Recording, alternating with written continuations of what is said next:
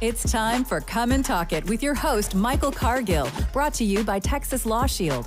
Over the last decade, Michael has championed and supported the rights of law-abiding Texans to own and use firearms. He is the owner of Central Texas Gun Works, a veteran of the United States Army, and has achieved national exposure in such prestigious media outlets such as Forbes Magazine, Fox Business News, CNN Money, AOL, BBC World News, Huffington Post, and the New York Times. Cargill vigorously defends lawful gun ownership in this country without regard to party politics. And now, here's Michael Cargill.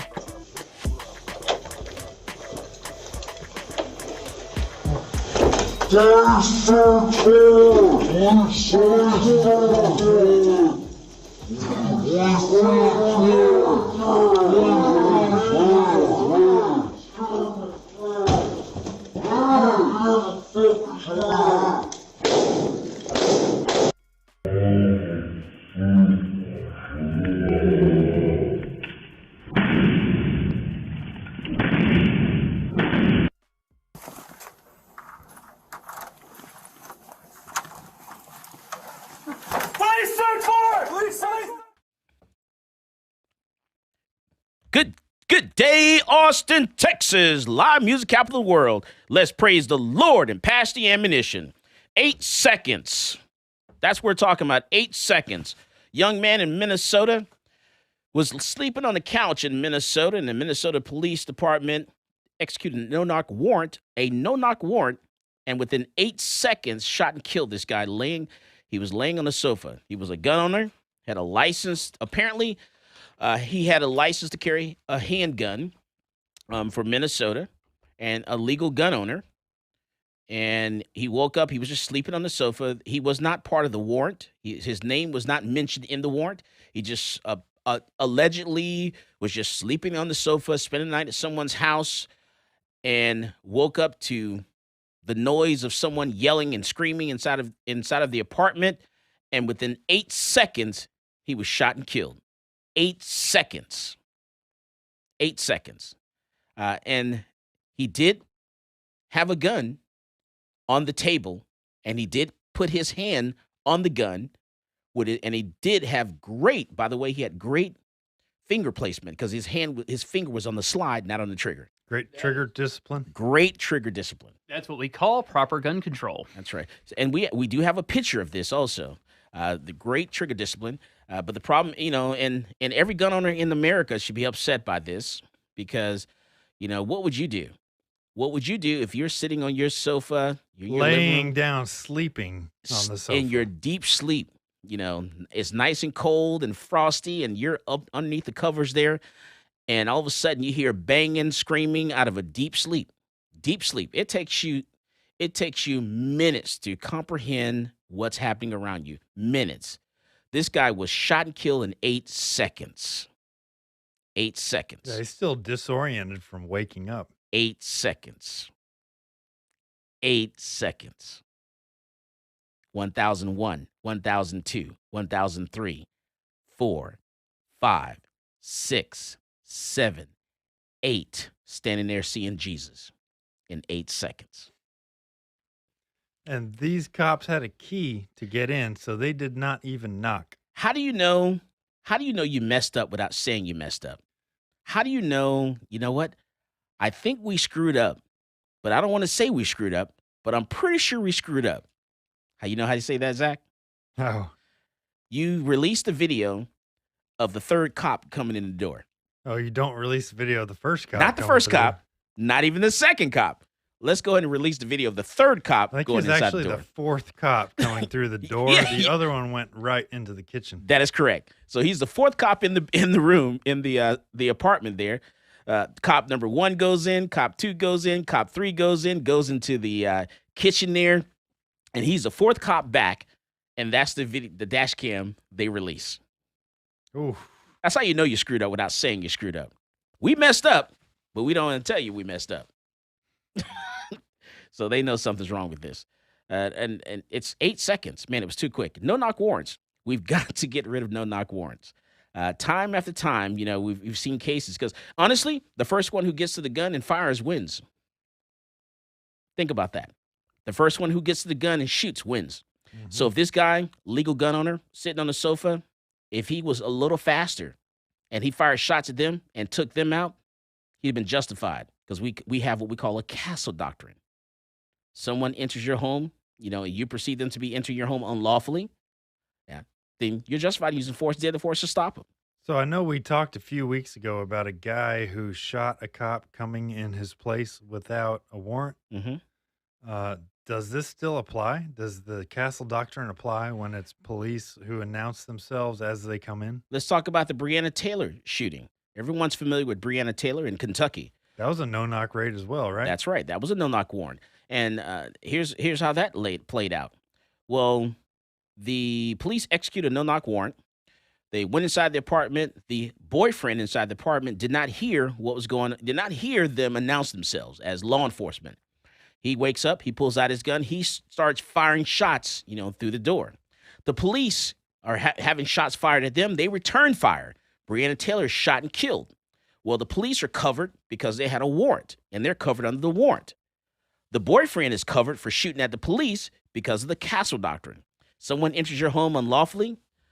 You perceive them to enter your home unlawfully. You can use force, deadly force to stop them. So he was, no charges. Charges dropped against him because he was justified in shooting at them because he thought that someone was breaking into his apartment. They were justified in shooting and killing Briana Taylor because they had a warrant. And in order for them not to be justified in doing what they did, something would have to be wrong with the warrant, as in they tricked the judge and getting the warrant, or they lied to get the warrant, or there was, some kind of error, mistake with the warrant. So it covered that apartment. Here's where the police officers went wrong. They went wrong because when they fired shots, they shot the neighbor's apartment upstairs. And the warrant did not cover the neighbor's apartment upstairs. It only covered the apartment that Briana Taylor was in. So when they're firing shots at that apartment, they were covered. Shooting, killing Briana Taylor, they were covered. Shooting at the neighbors upstairs, they were not covered because that apartment was not named in the warrant. And so that's where they went wrong. And that's how that works. So, you look, there's no-knock warrants are very something that's very dangerous. And I think we need to get rid of no-knock warrants. Yeah, it's real dangerous. I remember a few years ago on the show, we played a clip of basically the police. They thought they were saying on the loudspeaker, "Hey, 7605 Darwin Lane," or whatever the street was. I'm just making it up. Right. "This is the police. We're coming in." And the guy was saying that inside the police van, but he was unaware that the loudspeaker was not actually on. So he was not even announcing that he was coming in, that the police were coming in. I can't remember. I think it was a female cop, but you're right. You're absolutely right. The cop did not know that the microphone was not turned on. And so they were saying it inside of the police vehicle, in this nice, expensive vehicle, but the speaker was not turned on outside. He forgot to turn it on. Right. So it's one little button you got to hit, and that button was not on, so the people inside the house did not hear it. The kid inside the house had an AK-47, started firing rounds at the police. He sent them in the retreat. They went crawling back to their vehicle. He never knew that this was law enforcement. And so he fired shots at them, and he was, to me, he was justified. But guess what? That kid, they convicted him. He wasn't like the boyfriend of Briana Taylor. He went to jail. He's still sitting in prison now. This is Michael Cargill, and you are listening to Come and Talk It. Peace. This is Maj Toure. You're listening to Come and Talk It Radio with Michael Cargill.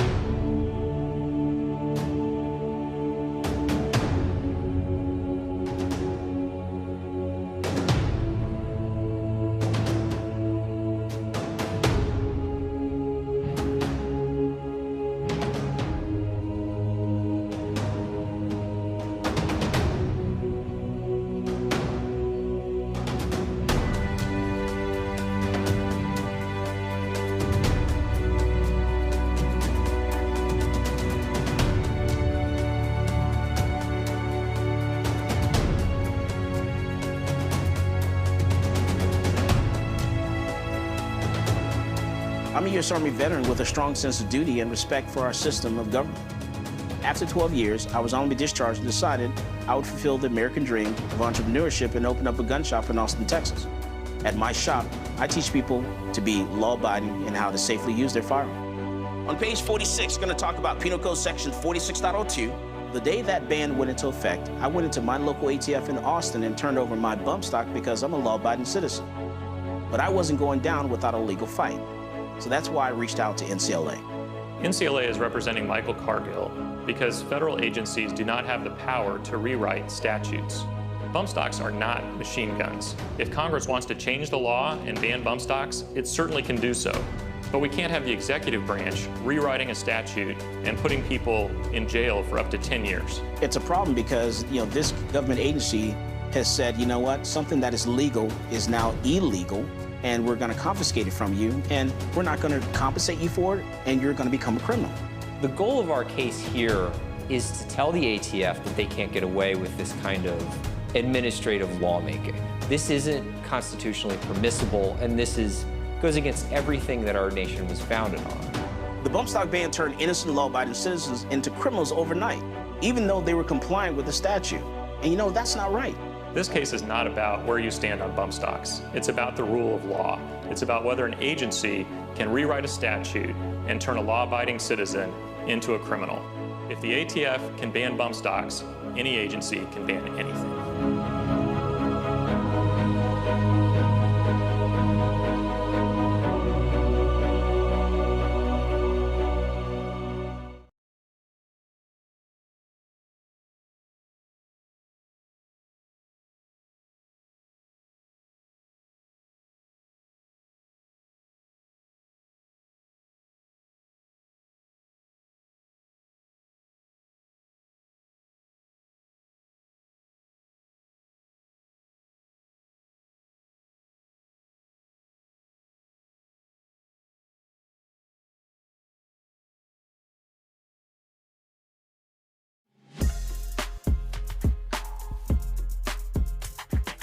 Welcome back to Come and Talk It.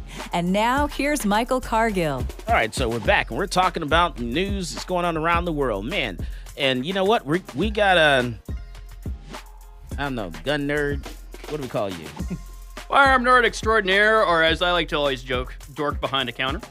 Okay, yeah, we got the gun nerd in the studio here. He's got a gun he's going to talk about. What gun are you going to talk about? So I called it, this is something I came up with. Just tell me the name of the gun. This would be the Slovenian Arex. All right, hold on. We're going to come back to that. So we're going to talk about that Slovenia. What is it called? What is it? Arex. Arex. Rex Delta Gen 2. All right, so we're going to talk about that. So hold tight. We're going to see what gun this is, and, we're going to talk about where it comes from. We're going to, talk about the caliber and the different sizes we can get for it and how slim it is and what gun is this competing with, because a lot of people coming out different guns, they're competing with other guns. We're going to talk about that. But you know what? Joe Biden says he's coming after your guns. That's right. Again. So Biden administration. On, man. The Biden administration announces that he's cracking down on illegal ghost guns ahead of his new little New York visit there, just before the storm rolled in.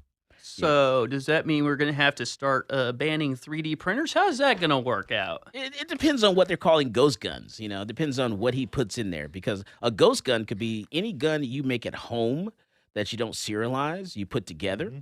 Mm-hmm. It could be 80% that you're building out, that you finish out, don't put a serial number on it.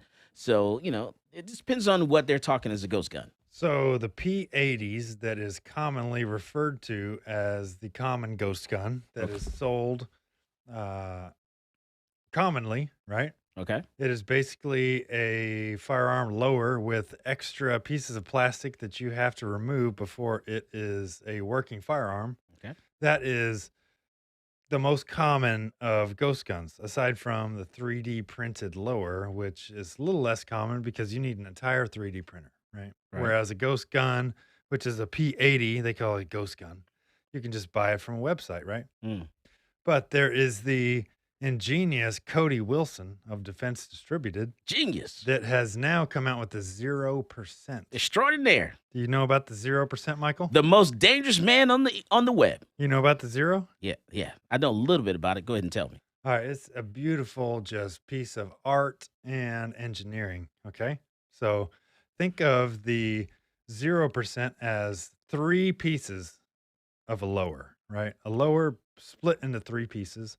You have the lower, which is the trigger guard and kind of the trigger well, and then the lower part where you attach the pistol grip to. And then you have the buffer tube ring, and then you have the lower upper, which is the part of the lower where you have the magazine well sort of drilled out of, and then the section, the rear section of the lower where the trigger fits into, above where the actual trigger that you put your finger on goes into, right? Okay. And the trigger and the steer are in the upper lower. All right. So the upper lower, Cody sells you a block of aluminum, a rectangular block of unfinished aluminum that you then put into the ghost gunner, and the ghost gunner mills out those holes for the trigger and for the magazine well. And then you bolt on the lower, which has the trigger well and the pistol grip part that you bolt into. Okay. And then you also bolt in the buffer tube ring on the back. What do you think about that? I'd say that's quite a bit of work, to be What? honest. That's a bunch of malarkey. Shut up, Mr. President. I would say that is quite a bit of work, but holy crud for those who can actually pull that off and get that to, because this does take a little bit of time to mill out. Well, you need a Ghost Gunner 3 as well. You need a Ghost Gunner 3, and you need So you can't use Ghost Gunner 2 and just upgrade the software? I'm not sure. Maybe. Okay. I can't remember. I'll have to ask Cody about that. Don't quote me. We got to get Cody on the show to talk about that. time to get Cody. But for those who can actually bolt it together, because there is that thing where you have to make sure everything lines up right. Mm-hmm. For those who can bolt it up together and get it to work properly, holy crud, that is one beautiful machine. Okay, all right. Yeah, what are they going to do? They're going to outlaw blocks of aluminum? You know the thing. The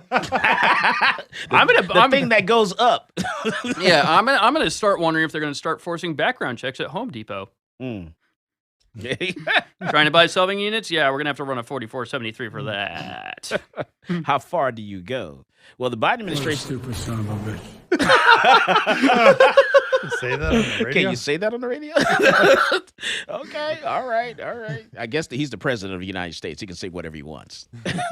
So the Biden administration has announced plans to crack down on illegal ghost guns and firearms trafficking along the East Coast Iron Pipeline, just in time for the president's visit to New York City. He did that this past Thursday. So President Biden, actually came out and gave an address that the new effort, that Attorney General Merrick Garland, that guy that we're suing in federal court, Merrick Garland.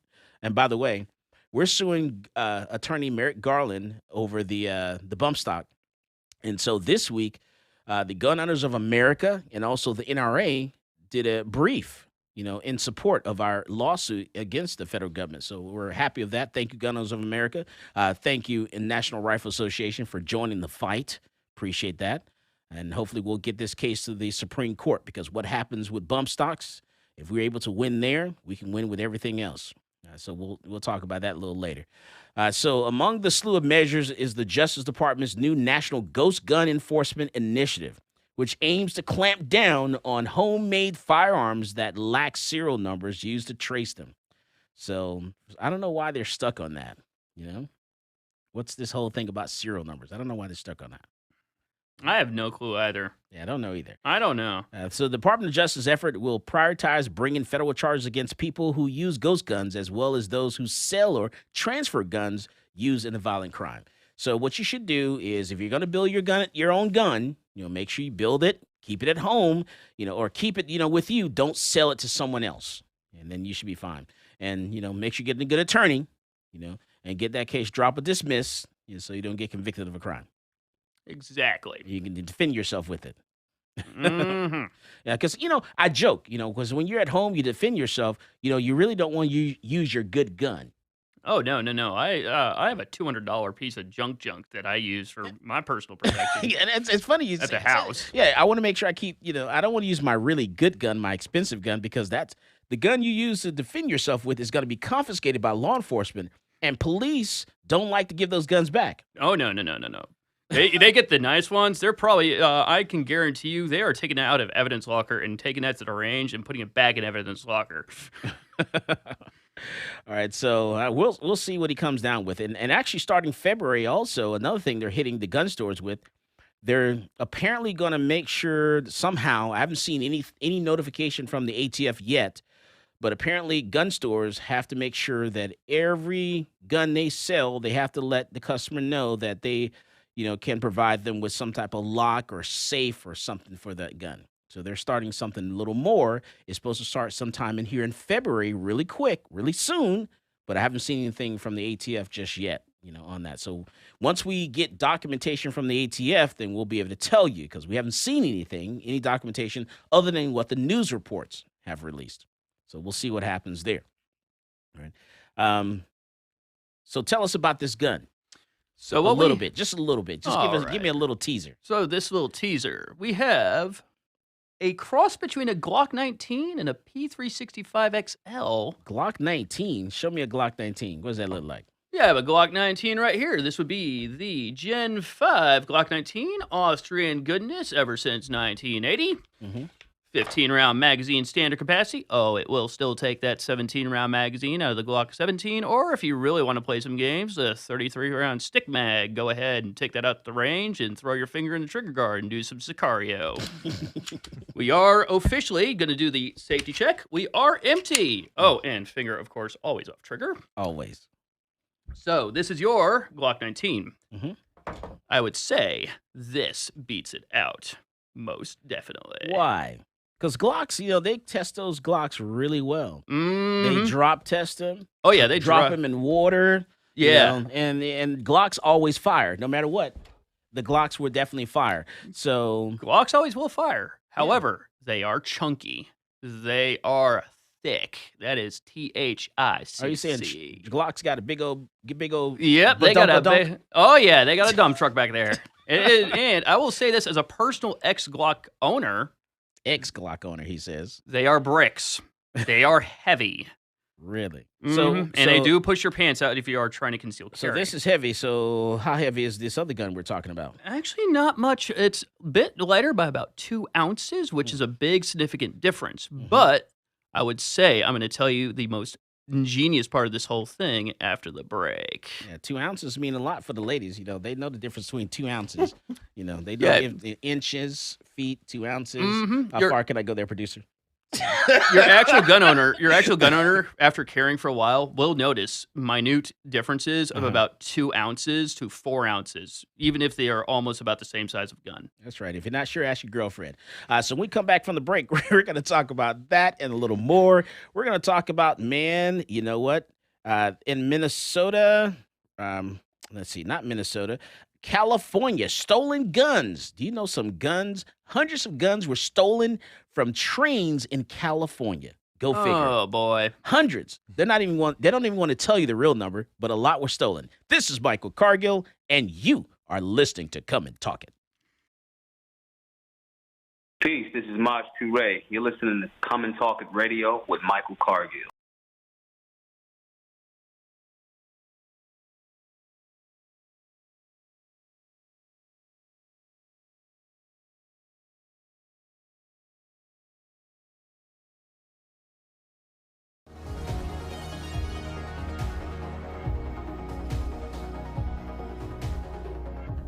Whether it's a typical traffic stop or you're just involved in a use of force incident, encounters with law enforcement can be scary and stressful. In the heat of the moment, you may inadvertently say something you don't mean or make an inconsistent statement. These are red flags for officers, and if they think you're lying or your story doesn't add up, they might arrest you and let the criminal justice system decide your fate. Police officers are trained to get information from you without making the interaction seem like a formal interrogation. But remember, from the moment an officer arrives on scene, everything you say and everything you do will be scrutinized in court. The prosecuting attorney will attempt to use anything and everything against you. So what do you say? You say, I invoke my right to remain silent, and then let your attorney interact with law enforcement on your behalf.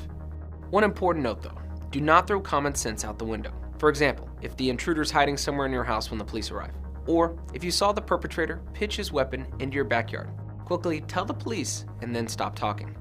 You might ask, what about my rights? What if the police never read me my Miranda rights?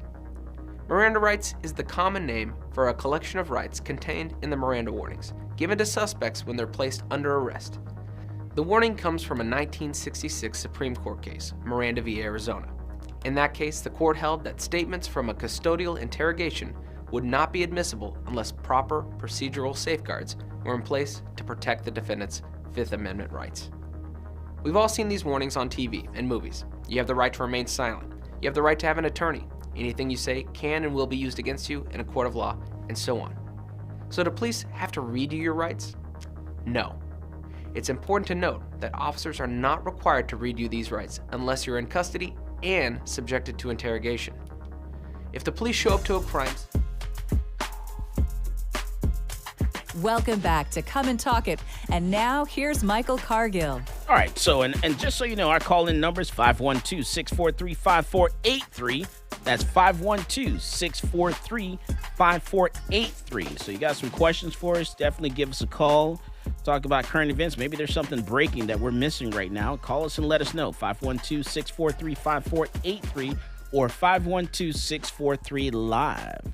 Definitely come and talk it. All right, so we got a question for you there, Matthew. So someone says, they're not an American. They're from another country here. They're in another country, but why are bump stocks such a big deal? So the idea is that if a government entity can regulate one simple accessory, the idea is if we let them do that, how far will they go? How far will we let them go, and how much will they take from us? So it could get to the point where they pretty much say, well, you're regulated back down to cowboy action revolvers and lever action rifles, but wait, we're going to plug half those barrels up. Well, look at California. They have already outlawed magazines more than 10 rounds. Mm-hmm. You cannot have certain features on your gun, like a pistol grip on your rifle. Of right? course. Mm-hmm. Oh, and your wonderful Glock 19 Gen 5, that's actually not considered legal under California roster. You actually have to get a Glock Gen 3, which is the only reason why Glock still manufactures it. Because of certain, I would say, old requirements such as microstamping and other things that the Californians have vetted on a Gen 3 that they have yet to vet on a Gen 5 and are not willing to vet on a Gen 5. What is microstamping? Microstamping is where you have a small, teeny, tiny, almost microscopic amount of lettering on the firing pin itself that transcribes it right onto the primer. So the casing has the stamping of whatever stamp on it? Yep. So the casing will have the stamp of whatever the serial number of the gun used. Are you serious? That's the idea. So there's not just the serial number on your gun, but every casing that your gun shoots out has that serial number on it as well, pretty much. The Californians would like to have that happen, yes. What about the rest of the guns? Do they also have that, but we just don't know it? Possibly. It's hard to tell. I don't know the entire nuances of California. Okay. That makes me want to say, yeah. I feel like Macaulay Culkin there, like, oh, I know. Holy crud. Ooh. Pardon me while I go ahead and just I got to floof my hair real quick. The things you don't know. That's why, micro stamping. Yeah. You ever heard of policing your casings? Yeah, I was actually watching the Amazon Prime Reacher series, and everybody in that show picks up their casings. Now you know. Yeah. Like I like to say in class, you're going to learn. That was in Georgia, though, but I'm sure it was filmed in California. You're going to learn today. Thought I told you. So all of the casings from California compliant guns? Yep. And then the other thing they do is they do background checks on your ammunition as well. So not only do you have... You know what? I love the things that we talk about. We talk about this stuff, and then 10 years down the road, someone's going to say, breaking news. And like, nah, I didn't even know about years this. Ago.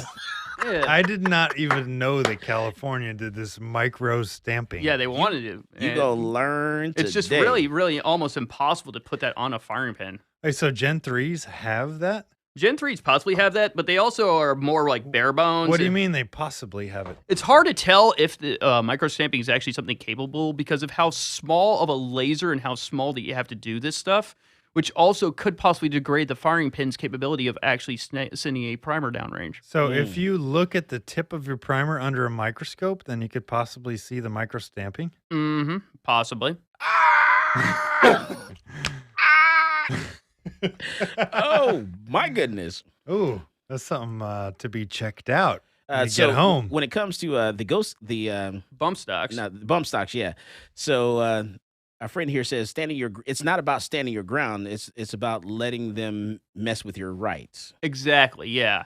Yeah. It's more of. And it came from the Las Vegas shooting. So talk Well, it's about about standing your ground too, right? it? Yeah. Well, it's It's all about about keeping what you have. Well, the bump stocks only were used in one crime, and that was the Las Vegas Yep. shooting. That's the one. Supposedly used. Allegedly. Allegedly. There are still many of us who still say the cyclical rate that was heard was Yeah. more belt-fed, full auto, Yep. actual machine gun, and that they just dropped a bunch of those. I've Which heard is- that which as well. is- I've heard this- comparisons. And this guy was rich, and he had machines. He had suppressors anyway.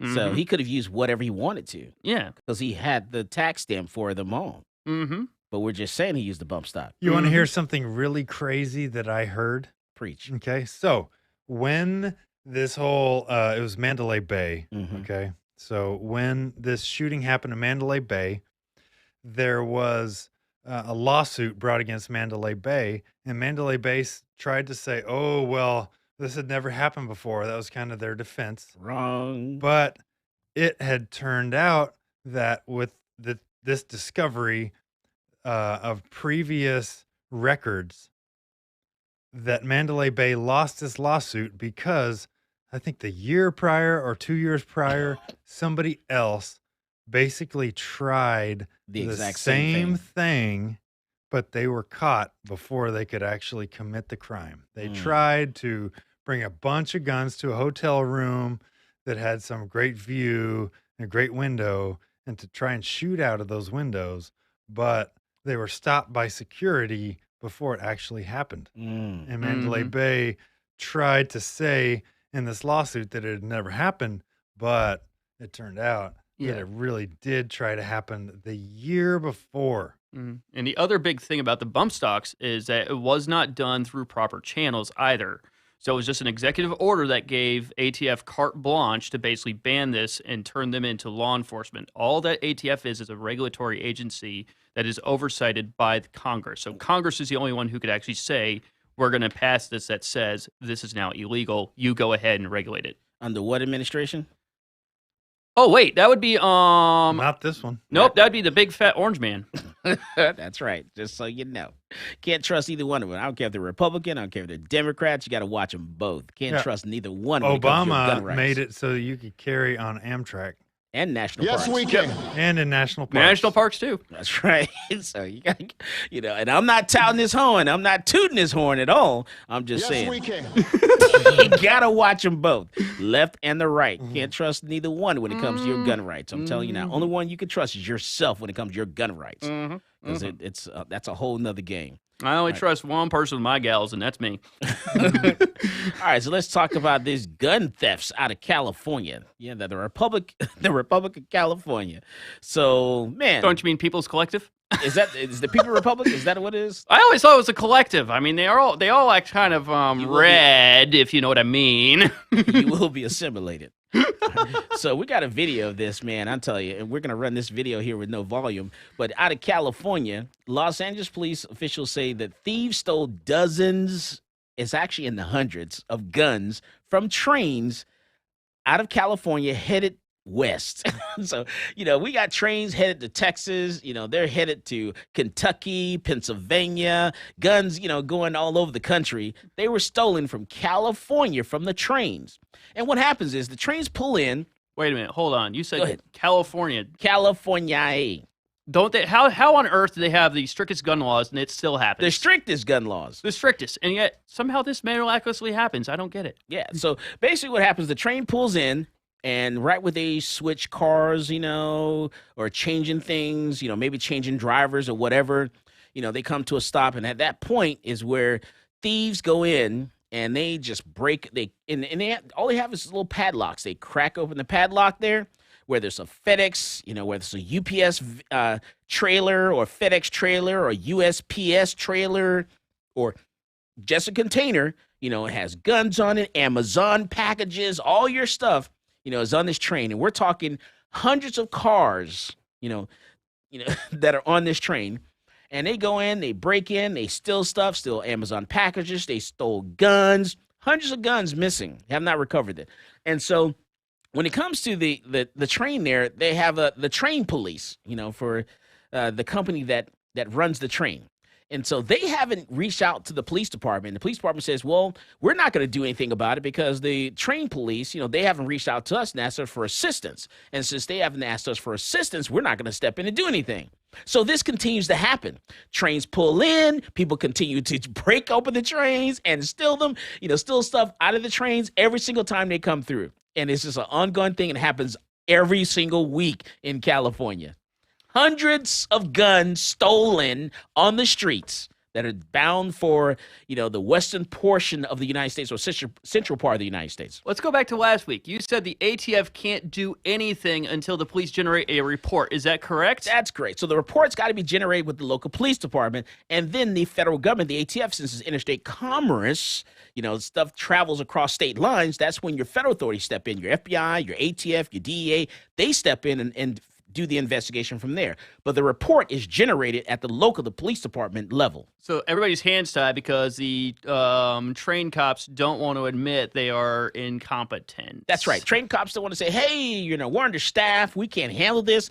We got, you know, hundreds of people running in, you know, breaking open trains, you know, daytime, nighttime, evening time, you know, and, you know, it's only a couple of us and there are hundreds of trains. You know, we can't, you know, we don't have, you know, hundreds of police officers, you know, to be able to stand there on the tracks and make sure they don't break into these trains while they're stopping, doing their changeover or whatever. Hilarious. I guess we need to make train theft illegal and just say you better stop it Illegal or else. else. You said make it what? Illegal. Illegal Make train thefts I like that illegal. word. I like that. Illegal. A little more illegal. Illegal. I'm going to start using That'll that. stop them. That'll stop them. We're going to make it illegal. And you better stop this or else. Or we're, else. We're just going to make it even more illegal. If you don't stop, it's going to be illegal. Oh, goodness. You got me doing it now. I got to stop. Okay. All right. So we come back from the break. We're going to talk about, let's see, the ATF. Apparently, there's a secret database. And we've talked about this. We have talked about this years ago. But someone's come out and said, hey, breaking news. The ATF's got a secret database. We've mentioned this before, people. We talked about this, I want to say, almost 10 years ago. You know, we talked about how the system works, and no one's paying attention. You're not listening to us. We're telling you, how does the ATF get the information of what gun you own inside your home? How does the ATF, how does the federal government know the serial number, make and model of the gun that you own? I'm going to tell you again. Yes, we're going to tell you again how that happens, how the federal government knows what you own and how they put that in a database and keep it, and it's searchable. Okay, we're going to tell you this once again. We're going to go through from A to Z on how it happens, and we're going to break it down for you. So listen up, get your pens, remember this, so we don't have to wait 10 years down the road again for someone else to say, ooh, we found something out, breaking news. We just got educated. Fools, we've told you this once before.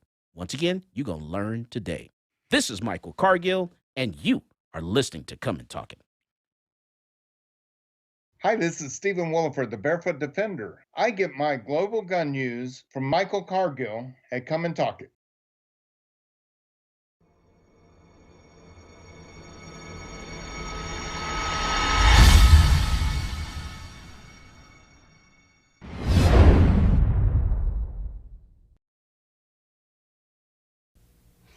Hello, my name is Edwin Walker. I'm an independent program attorney with Texas Law Shield. I want to talk to you today about an issue that we see on a daily basis. In fact, you yourself will encounter it on a daily basis, and that is the subject of road rage. I am sure that you have all seen road rage. You may have actually been involved in a road rage incident. Now, if you're a responsible gun owner, I'm going to give you a few words of advice on how to react when you find yourself in one of these unfortunate road rage incidents. While on the roadways, we all observe something that makes us upset. Whether it's poor driving, unsafe driving, or just simply somebody being very discourteous. By all means, you should restrain yourself from engaging that person and telling them how bad their actions were, because this can be perceived as an act of road rage. If you're a lawful gun owner, you have a firearm in your vehicle, you do not want to be viewed as the aggressor in a road rage situation. Now, with regard to a situation where an individual has chosen to rage against you, and you are the actual victim of the road rage, if you and the other individuals are still in their automobiles, do not use your firearm to respond to any of the rager's activities. This is because law enforcement views the fact that you're both still safely in your metal boxes as removing any threat of immediacy that you may be harmed. So please, if you have a gun, somebody is raging against you, forget you have a gun. Don't display it, don't brandish it, don't show it, don't point it, and for God's sake, don't fire it. This could result in a lot of trouble for you. Now let's look at a situation where a road rage incident has escalated. It has escalated to the point where one of the participants has actually gotten out of their vehicle. We recommend that you stay in your vehicle at all times. Do not exit your vehicle, because the person who exits their vehicle is going to be looked at as the aggressor. If the other individual has exited their vehicle and they are not in contact with your vehicle and they do not have a weapon, then do not feel that you can display your weapon in an act of self-defense. People are allowed to just simply stand there and scream at you, scream whatever they want. Until they make a demonstrative effort to try to harm you, there is no immediate threat that would justify displaying or shooting or brandishing your firearm. Now, in the event that the person shows their own weapon, in particular a firearm, the existence of their weapon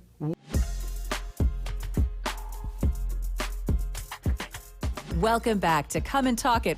And now here's Michael Cargill. I'm really enjoying the comment section today. You know, we got some people that make some good comments, I'm telling you. So someone says, I saw a California MG42 from World War II. It was stripped almost bare just to make it somewhat legal to own, but you couldn't fire it. What do you think about that, gun nerd? Reminds me of that one horror story, 100 guns made, 50 imported to the U.S., We're talking one of my favorite gals ever, Walther 2000. One of her dummy links got sent over to the wonderful state and got so messed up. You know, Probably $1 million rifle now turned into a $400 hood ornament, wall ornament. I'd say I got caught up in talking about California. And Thomas says, but the mayor of San Diego is going to make legal gun owners have insurance. You got, if you're in San Diego, you got to have gun insurance now. Zach, got to have gun insurance. I mean, kind of what you'd expect out of them, right? Yeah.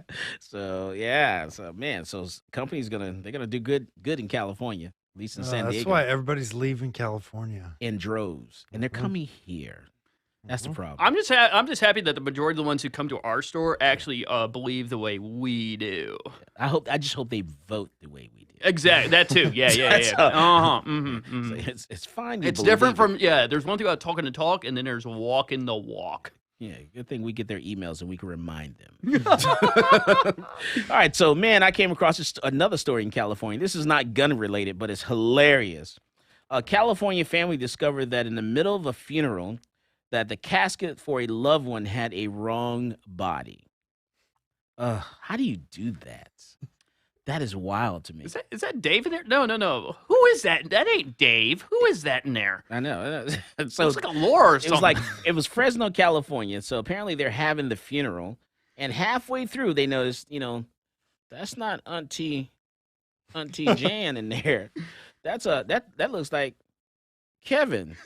It's like that's wild to me. It's like it's sad. It really is sad. It is really sad, but it reminds me of Death at the Funeral, the movie. Yeah, that movie. Yeah, Death at the Funeral. That's what it reminds me. How of. do you do that, man? I tell you. And I thought, and I have this thing about my family members being buried, I definitely want to, before the funeral starts, I have this thing where I got to see the body. I need to know who I'm talking to, before we start the service. So I have to see this. I just don't want to see a box sitting up there, not knowing what's inside the box. Yeah, no, mine's gonna be easy because all you're gonna do is stuff me into my gun safe along with my Sapo and my Mosin Chine and drop me right in the ground. Yeah, so I may plan mine so I can just wake up in the middle, just stand up. You're gonna not give your guns to your relatives?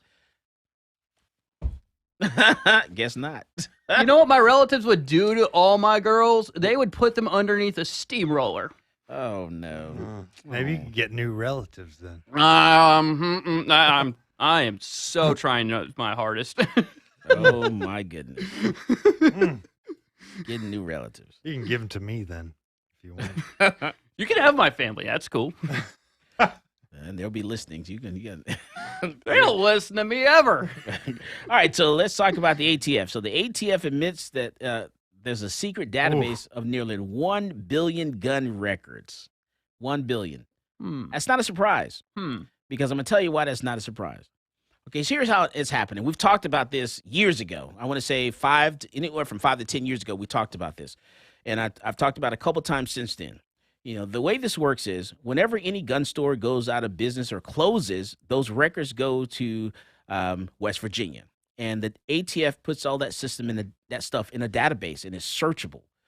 So they're keeping those records. Also, do you know that when you do multiple sales, any border state where that state borders another country, California, Texas, let's see, New Mexico, maybe Arizona, Illinois, Michigan, all your northern New York, all your states that border another country, Canada or Mexico, two guns or more, 2 handguns or more, 2 long guns or more in a 5-day period are transferred to a person.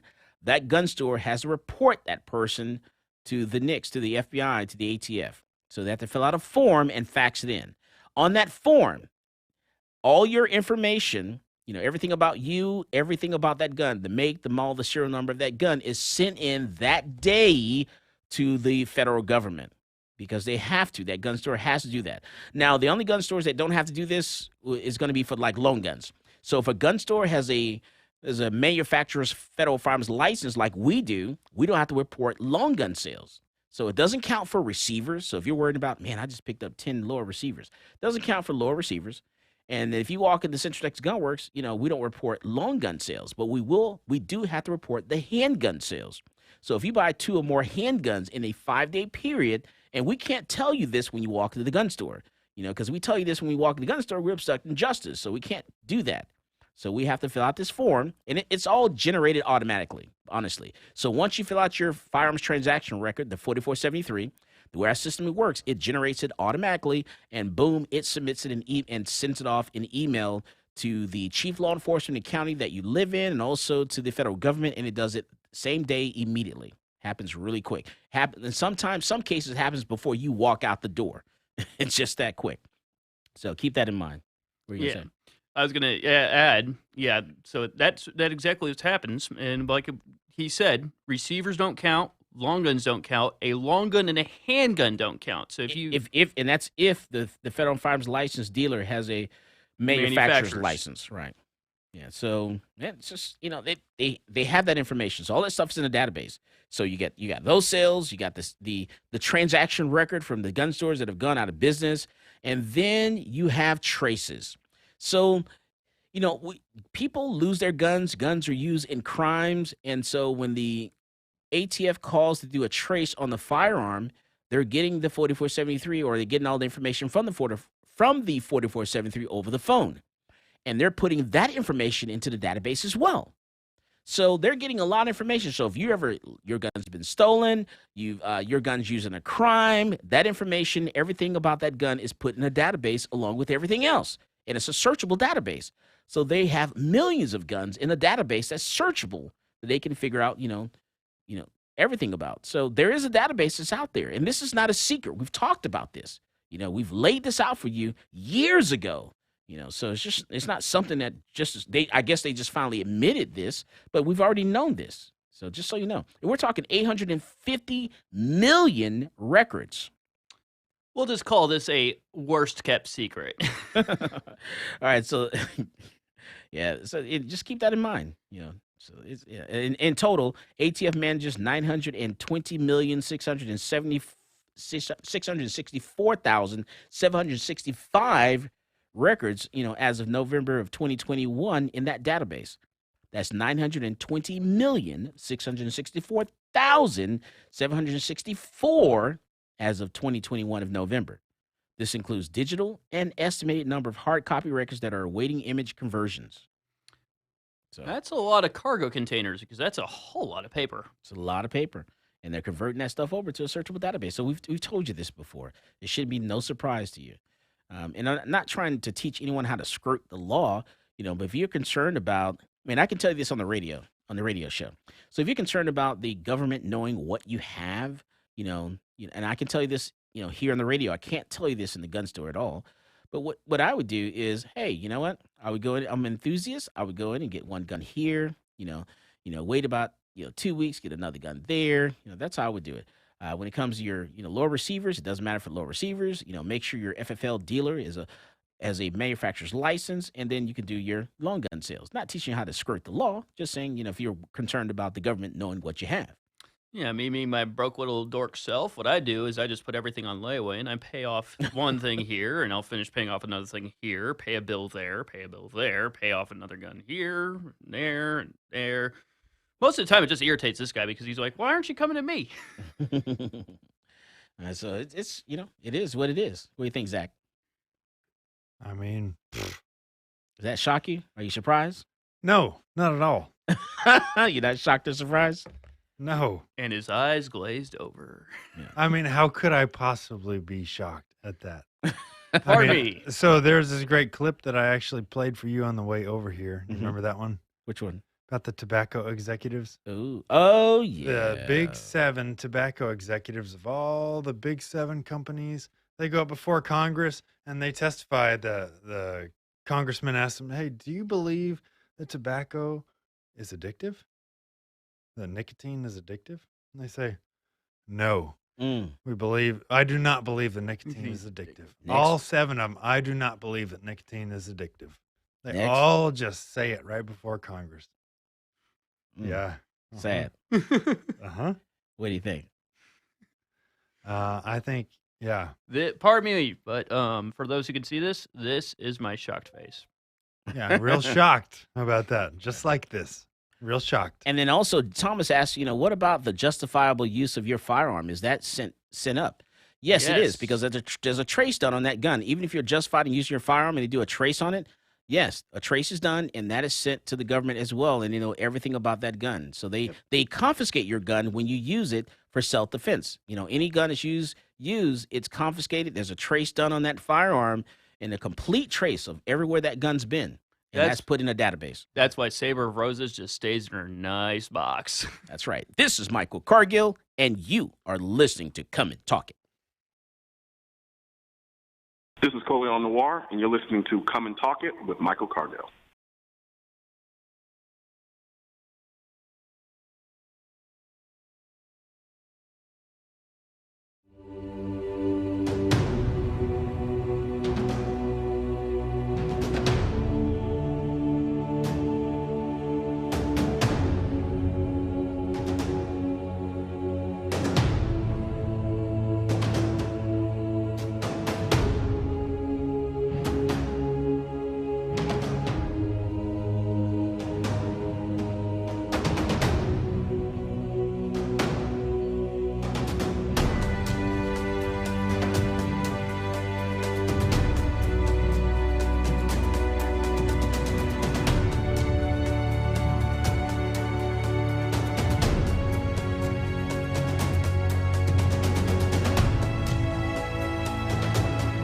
I'm a U.S. Army veteran with a strong sense of duty and respect for our system of government.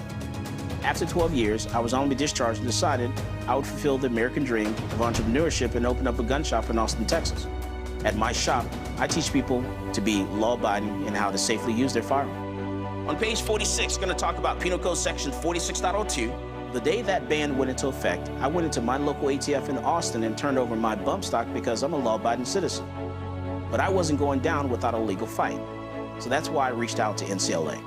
NCLA is representing Michael Cargill because federal agencies do not have the power to rewrite statutes.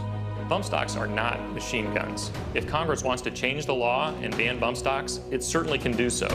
But we can't have the executive branch rewriting a statute and putting people in jail for up to 10 years. It's a problem because, this government agency has said, you know what, something that is legal is now illegal, and we're going to confiscate it from you, and we're not going to compensate you for it, and you're going to become a criminal.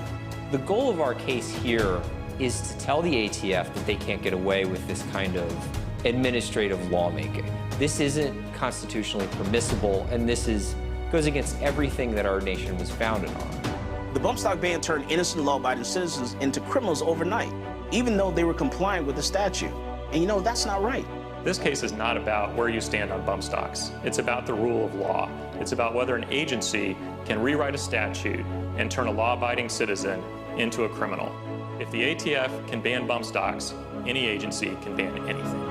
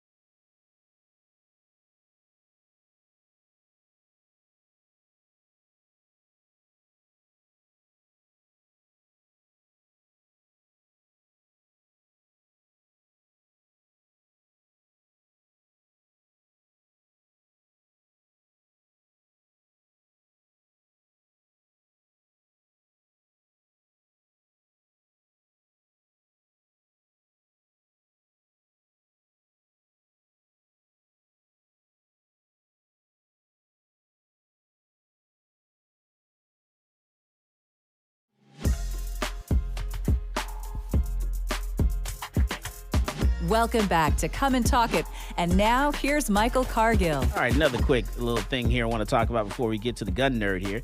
And that is, Joe Rogan. He's in trouble. What's wrong with Joe Rogan? What are they doing? I like Joe Rogan. Why do you mess with Joe Rogan? Well, it started with Neil Young saying that Leave Joe Rogan alone! Yeah, it started with Neil Young saying, hey, Spotify, either pull my music or take down Joe Rogan's COVID misinformation. Right? Ooh. So they're coming after him ratted out. for COVID misinformation. Oh, not the N-word? Right? Well, no. This is what they started coming after him for, right? Okay. And they started attacking him for the COVID misinformation. And then, who was it? Who were the three guys? What happened to freedom of speech? That Neil Young sang with? What's the name of that group of three guys? Not Simon and Garfunkel, but Crosby, Stills, and Nash. And Young, right? They wanted their music pulled off, too. And then a bunch of other people. What did Milli Vanilli said? Hey, we'll pull off somebody else's music if you don't take down Joe Rogan. And now the latest thing is that India Ari came out with this supercut of Joe Rogan saying racist things, saying the N-word on his earlier podcast. And it was taken out of context. It was totally taken out of context. But hey, you cannot even say the N-word without being a racist piece of garbage. Right. Okay, you can't even say that. Anyone who ever says that, even just saying that you can't say it, that is racist. Okay, right. So he said this on his podcast, and she took this supercut of him just basically saying N-word, N-word, N-word, N-word, N-word. And then she released that and basically said, hey, Spotify, take off my music too, not just because of that, but also because y'all only pay artists 0.003% of a cent. It's for not every about play, that. Yeah, she just But wants you more. pay Joe Rogan $100 million. So basically, she just wants more money for her music. So we'll pay her more money, and she'll be fine. Yeah, but she said that Neil Young opened this door for her to walk through. So very funny, very hilarious link. In some rooms, we call that prostitution. But go ahead. Yeah, but check out this link, okay? Follow along here, right? Neil Young calls for Spotify to take off his music unless they take Joe Rogan off for COVID misinformation. Okay. Next part of the link. Neil Young sold 50% of his back catalog music to Blackstone. Okay. Huge investment company. All right. Who's that? Or sorry, he sold his back catalog to Hypnosis, which is owned by Blackstone. Okay. All right. And so? One of the newest senior advisors of Blackstone is the CEO of guess which company? Oh, Lord. Spotify? No. What? I don't know. Who would benefit from COVID misinformation? Oh, pharmaceutical company. Which one? Oh, my goodness. Guess which one? Don't say it. Guess which one? No. Not. What is it? Pfizer? Not Pfizer. Yep. No. Are you serious? Lovely. Oh, my Yep. goodness. The plot thickens. Yeah. One more time, producer. Dun, dun, dun. No. Oh, my goodness. Are you serious? Yeah, so the company that has their You can't one even of make their this senior stuff up. advisors is the CEO of Pfizer. They own 50% of the back catalog music of Neil Young. Oh, my goodness. Wow. Yeah. Wow. That is something that I can give a shocked face for.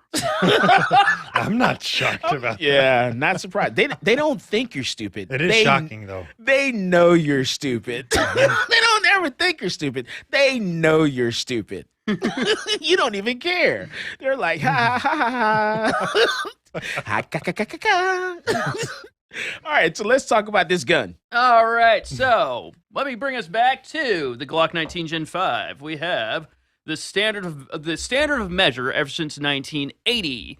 This thing has been called compact. This thing has been called midsize. This thing has been called a service pistol. The Navy SEALs swear by this guy.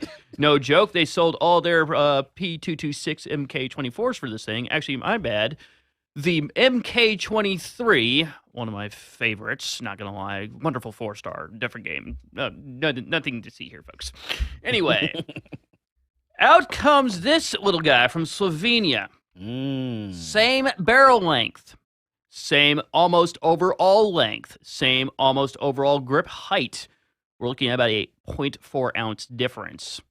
And then comes the width. The width on this puppy is 1.18 inches wide. Glock is still a thick girl at 1.34. Glock standard magazine, 15 rounds. The Slovenian Rex Delta Gen 2 standard capacity magazine, 15 rounds.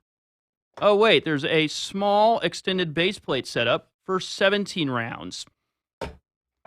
All at the same exact height and length of a Glock 19. How amazing is that? I was wondering why this mag looks so dirty for it to be brand new. Probably just a little bit of some oil residue that gets on there and all that stuff from shipping. That's typically what it is, and preservative stuff. That's all that there is to it. It's funny because we've shot thousands of rounds through this magazine here, this Glock mag, and it's not near as dirty. And I'm just surprised by that. Thousands of rounds. These are usually, so the way it works is some companies, companies, Glock, the brand new one. And the brand new one. That's a new Gen 5 feature, having the orange follower. Right? Yeah, that too. That's a Gen 5 feature. But, yeah, so it just depends on what. So the way it works is when these guns get shipped in, typically, especially the brand new ones, what will happen is the companies that ship these will give us, will cover and saturate in some sort of oil. Right. Gun oil.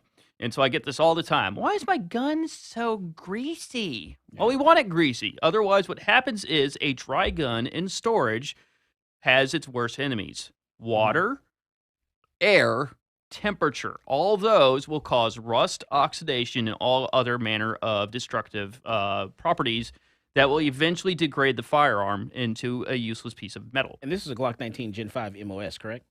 This one is actually a Glock 19 Gen 5 MOS. Yeah, so what that means is there is a small cut on top of the slide that allows for a red dot or a reflex sight to be installed, Call of Duty style. And this one here, you can also add a red Oh, dot. wait. Yes, they actually installed a red dot optic here. Now, so you can put a red dot optic on yes, that you can one, put too. a red dot optic on there. And the way it works is they give you multiple different plates that will fit multiple optics from multiple companies. So you can kind of play around with your optics. Normally, how a pistol would work is if it has no slide cut, you have to take it to a gunsmith, do a $170 milling job for a single red dot. Once again, mill job for one red dot. It will only ever fit that red dot. Meaning, if your red dot either has an issue or you're not happy with that red dot, you have to buy a whole new slide for your gun. When it comes to the modular system, they give you multiple plating mounts. Each one of those plating mounts will cover, say, 3 to 4 different manufacturers of red dots or reflex sights. So now you're only out a reflex sight that you can easily sell on the private market. Okay. What's the Krusty Krab? What is that? Krusty Krab? Oh, that would be a SpongeBob reference. Okay. Is that a person's name? The Krusty Krab was the hamburger joint run by Mr. Krabs in SpongeBob. Oh, okay. Okay. I'm just curious. I got to get, I feel like I'm getting older. I don't know all these little terms. And stuff, I got to get up to date on that. Yeah. Okay, Boomer. All right. So what's the cost of these? Actually, they're not bad. So your standard Glock 19 Gen 5 on our website goes for $562.13. The M series, which what this one is, this is a Rex Delta Gen 2 M model, which just means mid-size, runs for $499. Now, there is two other models. We have the X model and the L model. The best way to describe these is an L model is a lot more in size as far as length and height to the Glock 17 at $509, and the X model is a hybrid. So that would be the L's frame on the M's slide. So it has a M-sized barrel at 4 inches, but a 17-round overall capacity at the flush fit, and then a 19-round extended capacity on the extended magazine. And they both have trigger safeties. Yes, they have trigger safeties, they have reversible magazine catches, and they are 100% ambidextrous. So I can actually drop the slide on either the left side of the pistol or the right side. So if I'm left-handed, I can use my thumb instead of having to either use my trigger finger or do the slingshot method. Now, for the Rex, is the magazine release button on both sides, or is it on just one side? It's just one side, just like a Glock, but it is reversible. You can flip it over to the other side. You can flip it over to the other side. Okay, good for our lefties, because we want to make sure we take care of our lefties. Yeah, we take care of our lefties. And it also looks like, maybe I'm wrong on that. No, that's just a little minor portion where the barrel's been cracked. And then what about the sights on that one? How are the sights? Sights are actually not bad. They are a unique pattern. So you instead of your standard 3-dot sight, or as the Glock would be, football through a goalpost, this is a white dot backgrounded on a black no dot rear sight. Is it a night sight? No, it's just a standard white. Okay. It's just a standard white dot. Just like the Glock, you'll have to upgrade to the night sights if you want. Yep. Okay. These are metal, but the cool thing is, for my eyeballs personally, I prefer this sight setup on the Rex versus the Glock because I have nothing on my back sights. So what usually happens with my eyeballs is, bear with me for this demonstration, but my eyeballs do this on my back sights. So they jump from dot to dot. Okay. So I have to actually paint my back sights over. These are already straight jet black. Nothing has to be done to them for me to work with them. Okay. All right. Awesome. All right. We come back from the break. We got a couple more things to talk about with you guys. So hang in there. Let's see. I got a question. What are the thoughts about the creator of the FGZ-9 ghost gun dying of a heart attack after police raided his home? You think there's something murky about that? We come back from the break. We'll talk about that. Jay Stark, because we talked about this. We played a video from Jay Stark. So we'll talk about that when we come back from the break. This is Michael Cargill, and you are listening to Come and Talk It.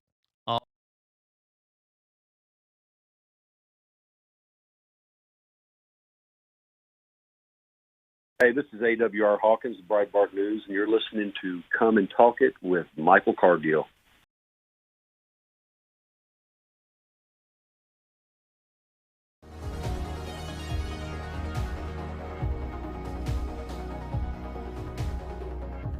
Whether it's a typical traffic stop or you're just involved in a use of force incident, encounters with law enforcement can be scary and stressful. In the heat of the moment, you may inadvertently say something you don't mean or make an inconsistent statement. These are red flags for officers, and if they think you're lying or your story doesn't add up, they might arrest you and let the criminal justice system decide your fate. Police officers are trained to get information from you without making the interaction seem like a formal interrogation. But remember, from the moment an officer arrives on scene, everything you say and everything you do will be scrutinized in court. The prosecuting attorney will attempt to use anything and everything against you. So what do you say? You say, "I invoke my right to remain silent," and then let your attorney interact with law enforcement on your behalf. One important note though, do not throw common sense out the window. For example, if the intruder's hiding somewhere in your house when the police arrive, or if you saw the perpetrator pitch his weapon into your backyard, quickly tell the police and then stop talking. You might ask, what about my rights? What if the police never read me my Miranda rights? Miranda rights is the common name for a collection of rights contained in the Miranda warnings, given to suspects when they're placed under arrest. The warning comes from a 1966 Supreme Court case, Miranda v. Arizona. In that case, the court held that statements from a custodial interrogation would not be admissible unless proper procedural safeguards were in place to protect the defendant's Fifth Amendment rights. We've all seen these warnings on TV and movies. You have the right to remain silent. You have the right to have an attorney. Anything you say can and will be used against you in a court of law, and so on. So do police have to read you your rights? No. It's important to note that officers are not required to read you these rights unless you're in custody and subjected to interrogation. If the police show up to a crime scene and start asking you general questions and you voluntarily tell them everything that happened, those statements can be used against you regardless of the Miranda warnings because you're not in custody. If you're put in handcuffs but you say something incriminating on your own without being questioned, those statements can and will be used against you because you're not being interrogated. You're just starting to spout off. This is why it's imperative that you know your rights and you shouldn't rely on the police to read them to you. Affirmatively invoke your rights. Say, "I'm invoking my right to remain silent and my right to my attorney." Once you do that, the police legally shouldn't continue questioning you without your attorney present. But remember, there's a second part to this equation. After invoking your rights, you must exercise those rights. That means you have to keep your mouth closed. Protect yourself. Don't let the legal system take advantage of you after an incident. And Law Shield members, if you've been involved in a self-defense incident, remember to call the emergency hotline and speak with your independent program attorney.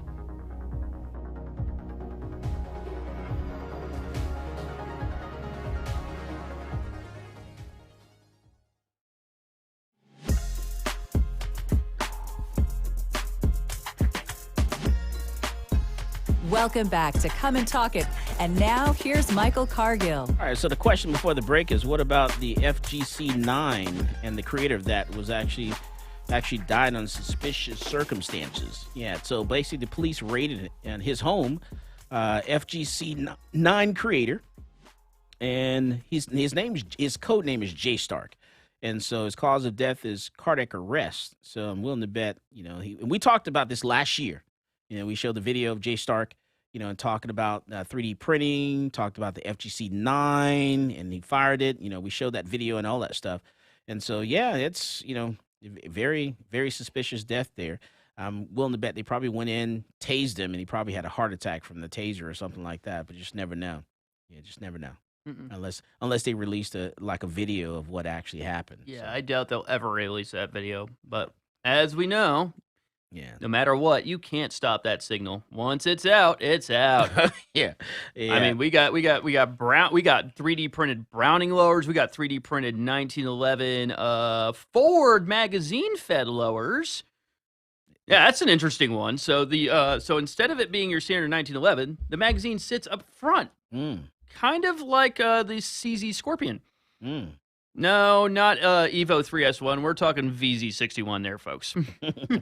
I always say next man up, because whenever one falls, next man up. Oh yeah, no, So- we have AC lowers, we have M16 lowers, and somebody, I believe, I can't remember if it was FOUL or if it was one of the other style of big honking rifles, but I do believe it was FOUL that was actually given the latest 3D printed series. All right, so all in multicolor too. let's go over to Georgia, Atlanta, Georgia. So the state of Georgia may eliminate the need for a permit to conceal carry a handgun. So they may go constitutional carry. So they're debating this in Georgia right now in their capital. So the idea got its first response at a hearing at the Capitol on Tuesday of last week as lawmakers discussed proposed legislation that focused on what gun enthusiasts called constitutional carry. Now, the election year bill would make it easier to carry a concealed weapon in Georgia. And there are worries this would put new guns and weapons on the street. And, one senator says, a Republican lawmaker who represents a portion of Georgia there says, that's, patently false. However, other lawmakers continue to express concern as the bill was read during the committee. So there's no barrier to carry under this law, according to one senator, the Democratic whip there. Democratic whip says, who actually represents like Richmond County there, questioned what doing away with a concealed weapon permit would do. For now, those who want a permit must apply through their county's probate court. People must fill out an application, submit a background check, and pay a fee of $70. Man, I remember when I was in Georgia, I was stationed at Fort Benning there, and I got my Georgia concealed handgun permit. I just went down to the court there, to the judge there, and I paid like $8 for it. It was cheap. Mm-hmm. I did a thumbprint, paid $8, didn't have a photo on it. Boom, I was out of there. That's interesting that they wouldn't even ask you they wouldn't even give you a standardized test on their laws. Oh, it was quick. It was a quick background check and everything, and boom, I was out. I love that. Georgia was very easy, and then Florida, I think I got my Florida first, and then my Georgia second, and then I got my Texas when Texas came out with theirs in '95. Yeah, we're still one of the I would say one of the more comprehensive when it comes to getting your license to carry, because you actually still have to make sure you have to show that you know the law with a written exam, and you actually have to show proficiency with a firearm on a live range. Now, according to one lawmaker in Georgia there, they said Arizona went constitutional carry back in 2010, and they say the aggravated assaults actually went up. So I'm curious about that. I'm going to have to go back and take a look at some of that stuff. So we'll see what happens with Georgia. We'll keep an eye on the state of Georgia and see if they pass constitutional carry, because currently about 21 states have some form of constitutional carry, whether you're a resident. Some states say you have to be a resident of the state in order to carry without a permit. Some states you don't have to be. Texas is a little different. Texas says anyone who steps foot in Texas, you're 21 years of age and up, you fit a certain criteria there, you can openly carry a concealed carry handgun without a license in Texas. And we still have not gone back to Wild West, have we? No. But we have these new people that are moving to Texas, and they don't have a driver's license. So I tell them, it's taking you 6 months to get into that driver's license office. Have no fear. It takes 90 days. You can get a gun license, a handgun license from Texas in 3 to 4 weeks. So if you're worried about getting your ID for Texas, come on, get your gun license. You can get that in 3-4 weeks. That's Texas, the Lone Star State. More important, gun license fast, you can get a driver's license. And more importantly, you also know the nuances of Texas law, whereas half the people who carry don't. That's right.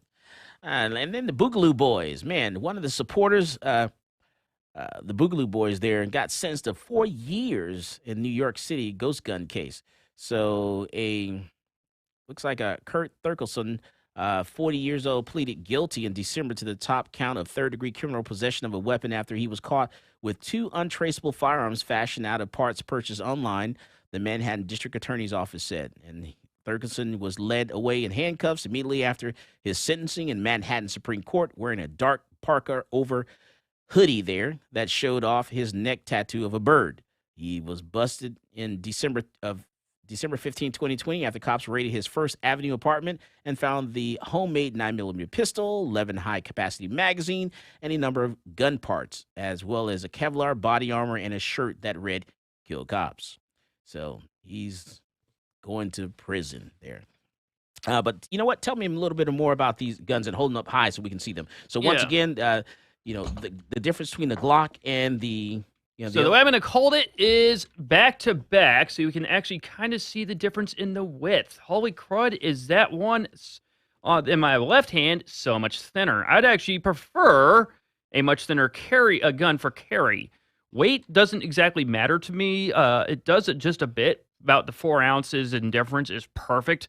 But when it comes to width, Yes, that is major. To give you a little bit of a background, my parents are very, very unsupportive of the Second Amendment. So I had to pick my dad up from the airport. I had something like this on me. I actually had a Glock 19 Gen 4.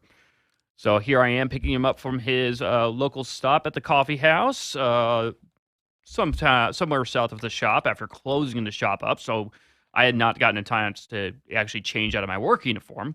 We go to Torchy's, and I'm sitting down, and I have my shirt tucked out so that my gun was concealed. But the thing is, that 19 printed so bad, even in an inside the waistband holster, somebody commented, "Nice 1911." 1911? No, I don't have a two World War gun yet. I'm going to get one, just not yet. But anyway, my dad looked at me all horrified, like, what are you doing with a gun in my presence? So this would be a lot more of my personal preference if you're going into the concealed carry all-arounder. Reason why is because I still have the same profile and grip size as a Glock 19, so it's very comfortable. Plus, I have some very wonderful grip stippling all around on the front, the back, and even for a little thumb pad on either side of the frame by the takedown lever where I can place my thumb for support. So I have all that, but it's thinner, so that means there's less printing that I have to worry about. Okay. And then the price, you still can't beat that. I mean, $509 for an L frame, $499 for an M frame, $499 for the X frame, which is the L frame with the X slide or the M slide. Yes, I would definitely probably, if I were to pick any one of those, it'd probably be an X. I get the most grip, which means most comfort and most control. Capacity is a secondary thing in my mind on that part because 17, 15, it's only 2-round difference. Not a really big deal. But still, I have that taller grip, but it's still just as thin. 1.18 inches. Yes, please. That is almost P365 thin. How they got that many round count in there, I don't know. Who they discussed with that. I don't know what kind of magic they were pulling off, but they did something. I don't know if it was like Magic the Gathering. I don't know what kind of cards they were pulling out of their pocket to get this done, but they got it done, and they did it really well. All right. So a lot of people pushing the president to nominate a black female for the next justice seat there of the Supreme Court. You know who I think he should nominate? Anita Hill. Anita Hill. Come on, man. That's how I know the age of the people that are in the room. You don't know who Anita Hill is. Anita Hill. Anita Hill is an American lawyer, educator, and author. She is a professor of social policy law and women's studies at Brandeis University. And she was actually, she accused Justice Clarence Thomas, of sexual harassment. And she was involved in a hearing in his confirmation there, and so it was a really big thing. And he managed to, squeeze through that and become the Supreme Court justice over that. So, that's why I said he should nominate her. That's a joke there. It was just a joke. Just a joke. We'll see what happens. As always, more guns equals less crime. You go out there and you buy yourself a gun. You were listening to Come and Talk It with Michael Cargill.